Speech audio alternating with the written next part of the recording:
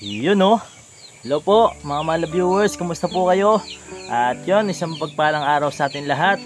Dito tayo ngayon sa bukid muli. At syempre ano lang ba, bantay-bantay muna dito. At ngayong araw din po kasi meron akong gustong sabihin sa inyo mga mala viewers, kahit matagal na akong walang upload. Pero ito, syempre hindi ko hayaan na merong kasing isang tao muli na ninasama po yung pagpunta natin sa ka-business house. So ayan po no, sa mga nakapanood po ng aking mga maikling vlog, syempre nagpumunta po tayo sa ka-business house at merong vlog dun si Kuya ka-business. At yung sa mga nanonood naman sa channel ko, sa mga hindi nakapanood, ay syempre mga maikling video lang po no, na nandun tayo sa Falcon, sumama tayo sa mission kila Papa Dins. Yan, dun mo makikita yung ano ba, pagiging sincere ng tao no, nila Kuya ka-business, sa pagiging, diba, pagtanaw sa bilang sa pagdalo ko sa kanila. At yun, nag-aya rin siya na sumama ako sa mga mission. Talagang ano po talaga sila Kuya ka-business ay totoong hindi nagtatanim ng sama ng loob sa bawat isa. At syempre habang nabubuhay tayo sa mundo, papayag ka ba na hanggang sa huling ano mo, meron ka pa rin kasamaan ng loob? Yan. Meron kasi, hirap kasi sa ibang tao no, na lalo na po sa mga kahit nanonood lang, kumbaga kahit may samaan ng loob yung idol nila, kukonsintihin pa po nila. Meron kasing ganun po eh. Pero bago yon no, eto na po tayo, punta na po tayo sa topic natin ngayong araw. Meron po kasing ano po mga business, mga kapapi, minasama yung pagpunta natin sa business house. Si Sir Taong Gala po muli no, kaya humingi po ako ng pasensya kung matatopic natin si Sir Taong Gala, kasi nga po yun, meron siyang upload na sabi niya ititigil niya na daw po. Pero ito, meron siyang upload about sa ka-business, about sa akin syempre. So yun, ano ko na po, kumbaga dadiretsuhin ko na. Sir Taong Gala, alam kong manonood ka na ito sa aking vlog. Yan, welcome ulit sa pagpasok. Totoo naman talaga, hindi kita binabola. Totoong napakagaling mo ng ano, mula ng umpisa. Ang galing mo mag-analisa ng mga vlog. Ang galing nyo pong mag-reactor talaga.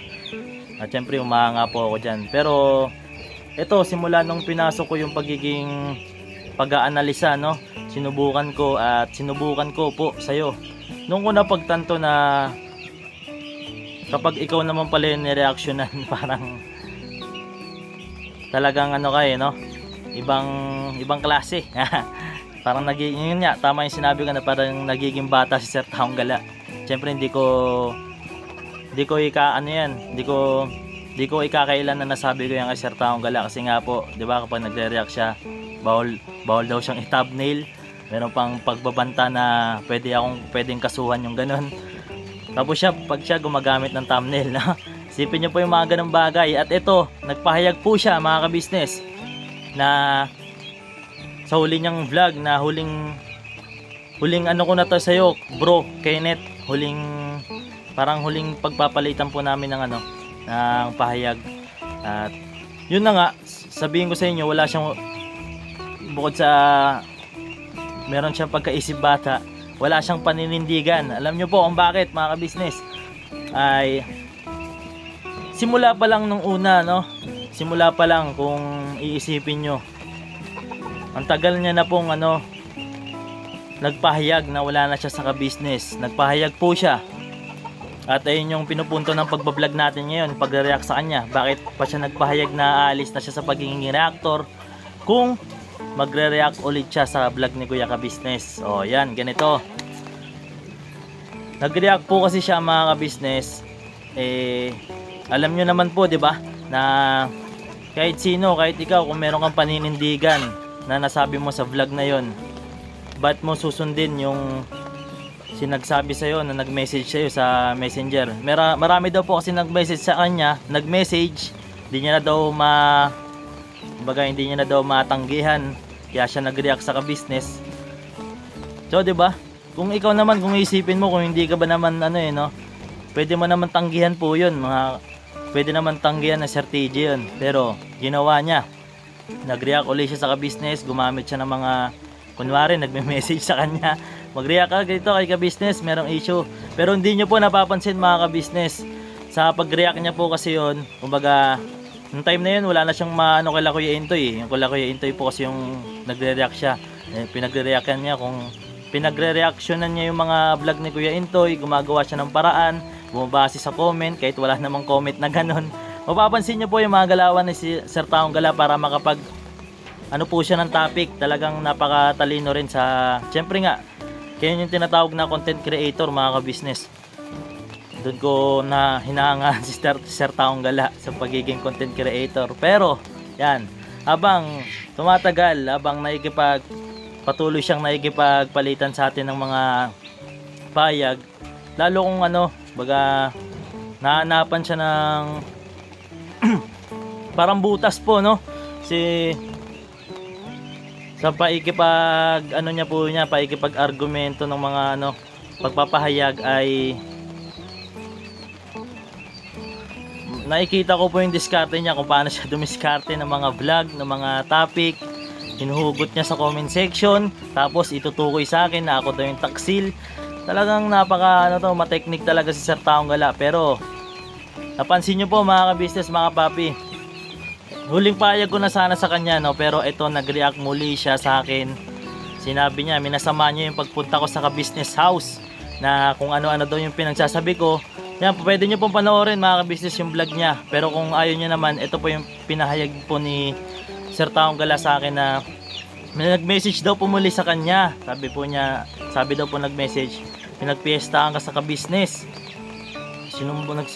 Nagsumbong daw si Kenneth kung ano daw yung pinagsasabi. Pero alam niyo po yung katotohanan mga ka-business, na ang pagpunta ko po talaga doon ay surprise visit.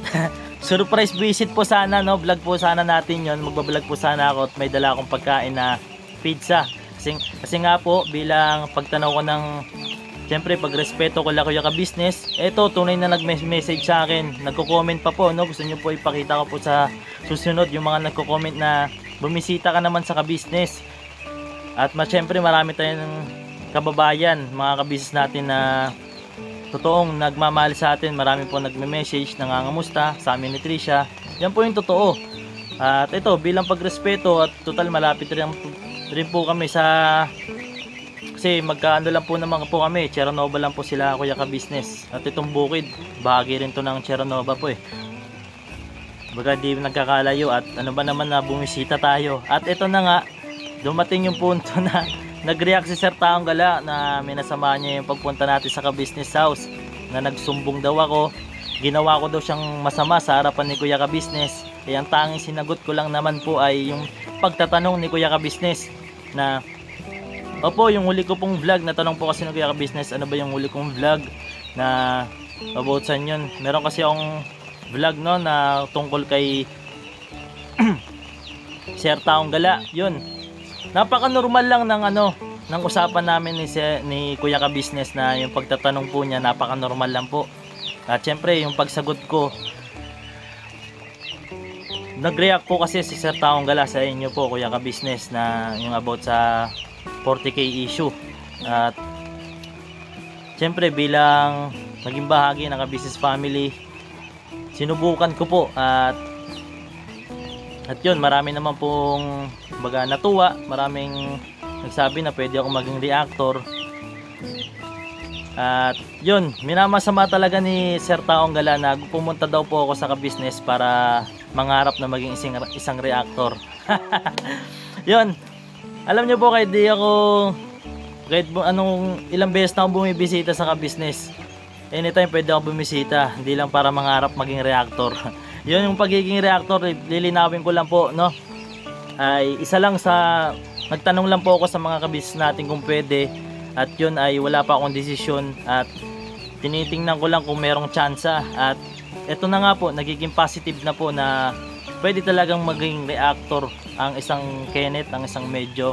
At si Kuya mismo nagsabi, wala po akong sinabi na kung pwede ako maging reactor. Si Kuya mismo na nagpahayag po doon mismo na pwede mong reaksyonan pwede ko daw reaksyonan yung mga vlog ni Kuya Ka Business, na kasi wala naman talaga daw masama doon, kahit sino pwede maging reactor, total nasa social media ka. At kay Sir Taong Gala, pwede rin kitang gawa ng thumbnail, hindi pwede yung na kapag ikaw pwede ako pwede mo akong pagbawalan na di ako gagamit ng thumbnail about sa'yo. So yun, talagang minasama niya yung pagpunta natin sa Ka-Business House, na gusto ko daw maging reactor. At ito, bilang paglilinaw lang po para sa akin, di ko naman talaga, kumbaga totoo yun yung sinasabi mo, Sir Taong Gala, na napag-practicean kita.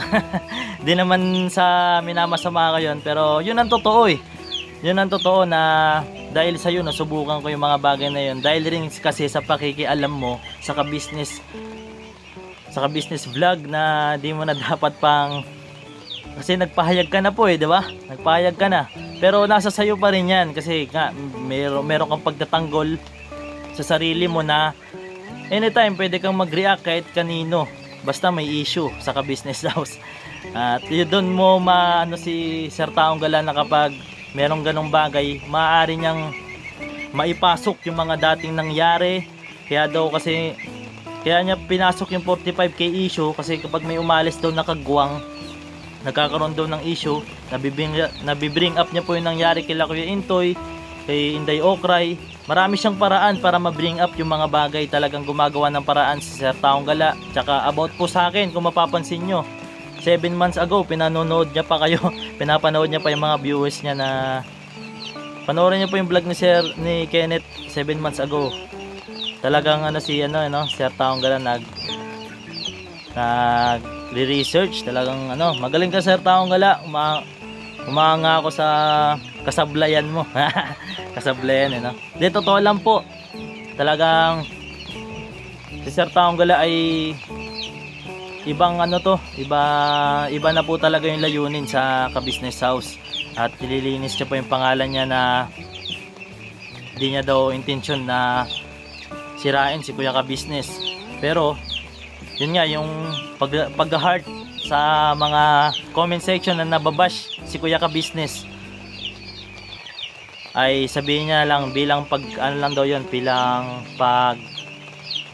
bilang nabasa niya na daw po yung bilang pagtatanda na nabasa niya na po yung mga comment. At yun nga po, dahil sa ginagawa ni Sir Taong Gala, na nababash po si Sir Ka Business, na ayoko na manood dyan kay Kuya Ka Business, kasi ganyan. Kasi nga po nag-react si Sir Taong Gala na sa vlog ni Kuya Ka Business, na di dapat ginagawa yung mga ganong content. Pinayuhan niya si Kuya Ka Business nang walang abiso. Kasi nga po nagpahayag na siya na umalis na siya sa pagiging Ka-Business reactor. Pero sa vlog na yun, pinayuhan niya na di na dapat tinotolerate yung mga ganitong vlog na gumagawa ng ganong issue. So yun, napaisip ako, ba't kaya ganon? Kaya siguro nagawa niya yun, na bumalik ulit sa pagiging reactor ng Ka-Business, ay gusto niyang payuan si Kuya Ka Business na hindi dapat gawin yung ganong pagbo-vlog, pinayuhan niya po na yun. Ang galing magpayo ni Sir Taong Gala, pero pag siya naman po yung nireaksyonan video natin, talagang mapagtanggol sa sarili, may dami pang English.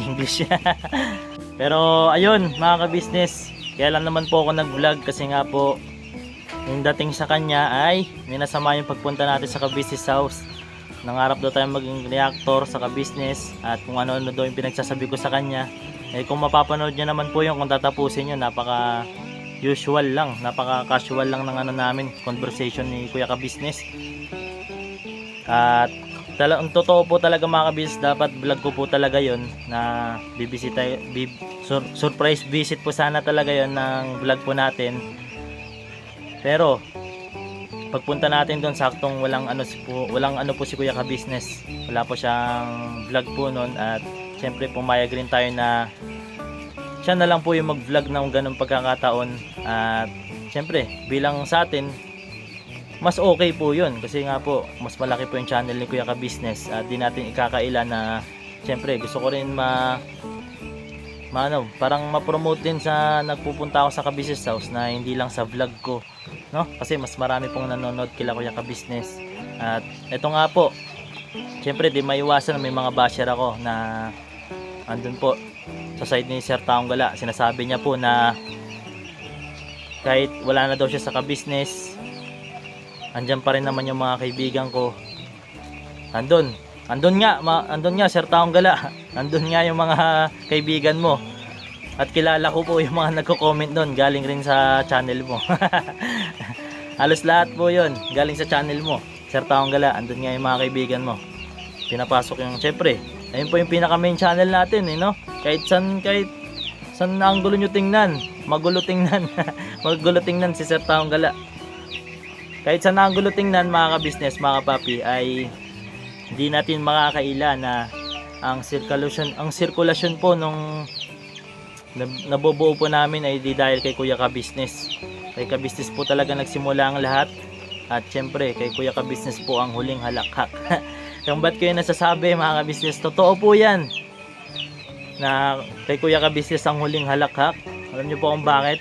Kahit anong mangyari, ano man ang mangyari, kasi yung pinagsamaan po namin, pinagsamaan ng mga dating kagwang, ay hindi na hindi na mabubura. Kumbaga gintong alaala yan, kahit nagkasamaan pa ng loob, may mga nagtanim ng sama ng loob.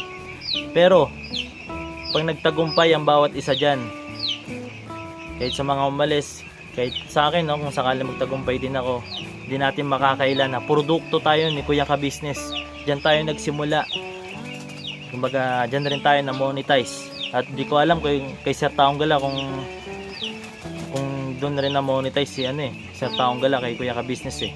Kaya kahit anong mangyari, hindi naman masama magpasalamat kay Kuya Ka Business. Hindi naman sa inaano natin pagtanaw ng utang na loob.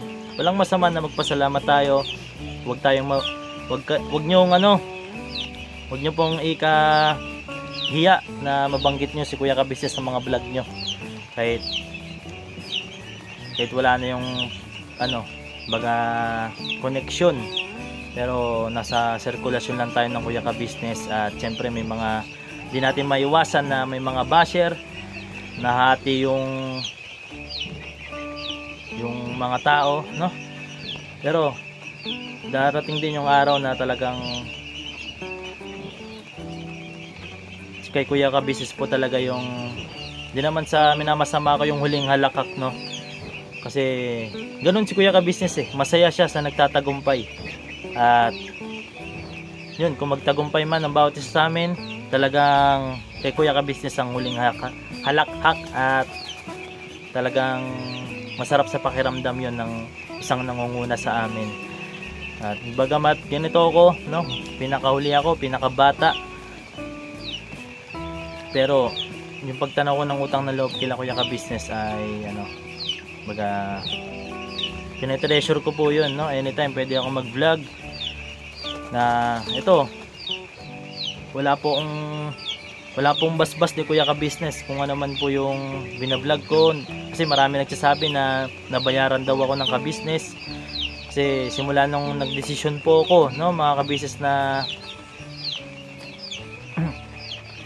puntahan si Kuya Ka Business at humingi ng pasensya, magpasalamat sa kanyang mga nagawa. Marami pong tumalikod sa atin na marami po kasing baga simula nang nagdesisyon na ako na siyempre pumunta sa Ka Business House, ay marami po talagang nawala, pero marami ring bumalik. At yun, kung ano man yung desisyon ko sa buhay, talagang tinatanggap ko yung consequences, no? Baga kung ano man ang mangyari, siyempre desisyon ko po to. At mahal ko po ang sarili ko. Ayan, mahal ko po kayo, mga Ka Business, mga papi. Salamat ng marami sa inyo, kasi kahit papano ito, nagkakaroon ako ng revenue. At di man ako makapokus sa pagbablog. At syempre kahit ano mangyari, mababalikan ko po itong pagbablog. Pwede ako mag-update po sa inyo pag meron na tayong mga nakakamit na tagumpay, syempre update ko po kayo mga ka-business. Syempre salamat po sa inyo. Salamat kay Kuya Ka-Business, sa buong Ka-Business family. Yan. Love you all po. At bilang panghuli about kay Sir Taong Gala, alam kong tatapusin niya tong vlog na to. Baka may mahanap pa siyang butas. Alam kong magre-react pa siya.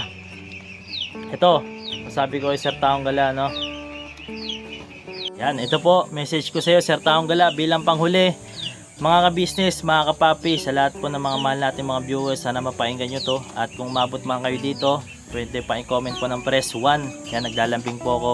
At syempre mapasalamatan ko rin kayo sa comment section. Ito po yung huli kong mensahe kay Sir Taong Gala. At alam ko Sir Taong Gala na magre-react ka pa po pagtapos nitong vlog ko na to. Ang masabi ko lang, sige lang po, go lang po ng go. Kasi nga po ay marami rin tayong baga hindi sa kinikimkim no? Marami rin tayong nahanap na butas sa'yo na hindi ko pa nasasabi sa vlog na sa mga vlog ko na kahit maliliit na detalye na pinagmamayabang mo rin na wala tayong babat-batin sa mga pagdating sa views, pagdating sa subscribers. Marami pa daw kakainin bigas. Yung mga huli niyang vlog na hindi ko na pinapatulan kagaya ng mga comments sa comment section na kung anong pinagsasabi sa atin.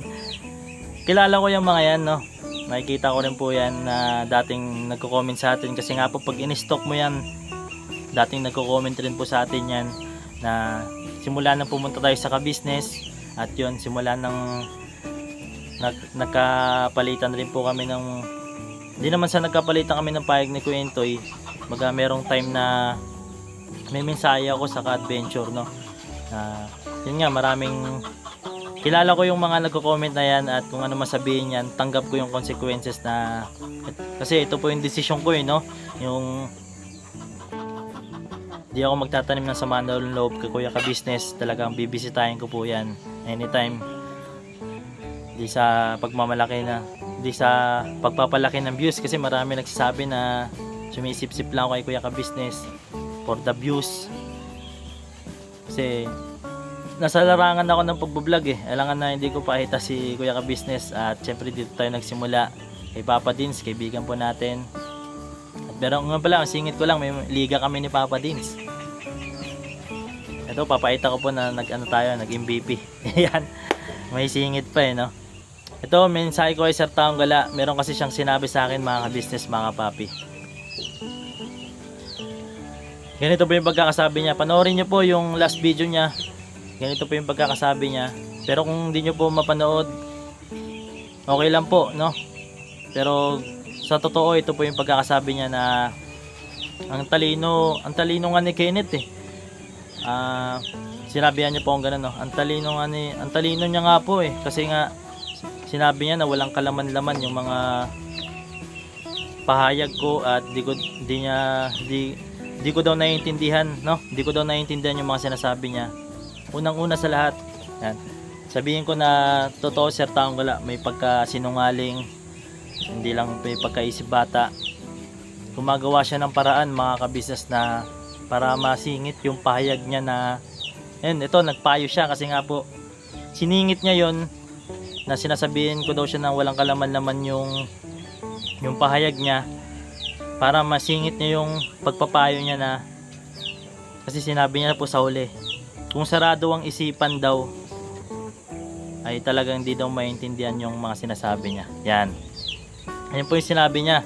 At sa akin lang, kaya ako sinabing sinungaling Sir Taong Gala. Kahit anong vlog ko about sa kanya, panoorin niyo po kung meron akong nasabi na walang kalaman-laman. Walang kalaman-laman yung vlog, walang kalaman-laman yung sinasabi ng Sir Taong Gala. At di ko daw naiintindihan. Wala po akong sinasabing ganun, Sir Taong Gala. Huwag mong bilugin yung mga nandyan sa side mo, sa channel mo. At kung totoo man yun, bakit pa ako magbablog about sa'yo kung di ko naiintindihan yung mga sinabi mo? Bakit ako meron akong vlog about sa'yo? No? Naiintindihan ko lahat yun at talagang gumagawa ka ng paraan para masira yung relasyon namin ng Kuya Ka-Business kasi nga pinapanood niya pa yung mga dati, inuungkat niya pa ako daw yung taksil sa Ka-Business. gumagawa siya ng paraan, humuhugot sa comment section, sinabihan daw siyang taksil kahit wala naman, para maparatang niya sa akin na sino ba ang totoong taksil, ako daw po yun. Napakagaling, napakautak ni Sir Taong Gala. At kung magre-react ka pa po, sige ikaw lang po. Siyempre nandito lang tayo. Yun, salamat po ng muli ng marami sa inyo sa tumapos po at nag-press 1 na umabot po nito sa huling vlog. Maraming salamat po sa inyo. Yun, hanggang sa never say goodbye. Siyempre never say goodbye. Tomorrow is another day. Birabanat lang, no? Kahit maraming problema pagsubok, birabanat lang po. Alright, Bubbles! Bubbles! Ito! Dito, dali! Uy, napakabait ni Bubbles, ha? Ayun po pala mga ka-business, bilang panghuli, no, mensahe ko po sa inyo about sa pagiging reactor ko po sa ka-business house ay di pa naman ako sigurado, kumbaga nagtanong lang po ako sa inyo, pero positive naman po at syempre hindi malabo na ituloy po natin yan. At sinasabi kasi ni Sir Taong Gala, minamasama yung pagiging reactor natin, no? Pumunta daw po tayo sa ka-business house para sa pangarap natin maging reactor, no? Hindi po ako nangangarap maging reactor, kumbaga sinubukan ko lang. Di talaga matatanggi na pag-practicean kita, kaya siguro sumasama yung loob ni Sir Taong Gala. Kasi totoo naman na doon tayo na-practice ko talaga si Sir Taong Gala, kumbaga nahasa tayo kahit mapurol. Yun, alright, ingat po sa atin lahat, maulan po ngayon.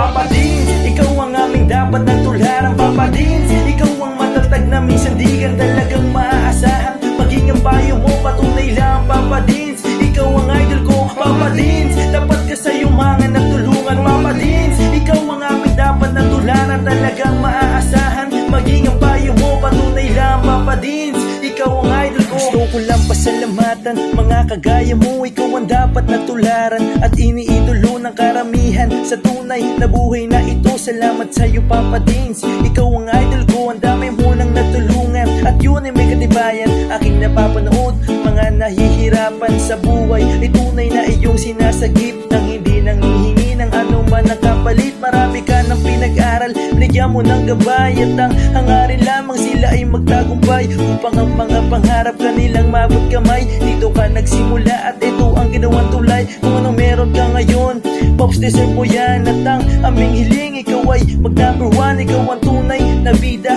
ng istoryang to. Sana dumami pa ang mga kagaya mo. Papa Dins, ikaw ang aming dapat na tularan. Papa Dins, ikaw ang matatag na minsan di ka talagang maaasahan. Maging ang payo mo, patunay lang. Papa Dins, ikaw ang idol ko. Papa Dins, dapat ka sa yumangan at tulungan. Papa Dins, ikaw ang aming dapat na tularan. Talagang maaasahan. Maging ang payo mo, patunay lang. Papa Dins, ikaw ang idol ko. Mabuting hangarin, minana sa magulang. Ang iyong layunin nating kapwa matulungan. Mga galing sa ilalim may iyong inaangat. Kahit na ang daladalang pasanay mabigat, hindi sapat sa iyo ang tulong na ganun na lang. Patuloy mo pa silang pinabalik-balikan, kaya marapat lang ikaw ay aming dapat kahangaan. Patunay na hindi mo sila pinapabayaan. Marami pa sa iyo ang tao na nangangailangan. Alam ko ding hangad mo na sila ay matulungan. Patuloy ka pa sanang gumawa ng kabutihan at ama na ang bahalang sa iyo ang magsukli niya. At bago matapos itong sinulat ko, gusto ko lang pasalamatan mga kagaya mo. Ikaw ang tunay na bida ng istoryang to. Patunay lang Papa Dins, ikaw ang idol ko. Papa Dins, ikaw ang aming dapat na tularan. Papa Dins, ikaw ang matatag na minsan di ka talagang maaasahan. Maging ang payo mo, patunay lang. Papa Dins, ikaw ang idol ko. Papa Dins, dapat ka sa yumangan at tulungan. Papa Dins, ikaw ang aming dapat na tularan. Talagang maaasahan. Maging ang payo mo, patunay lang. Papa Dins,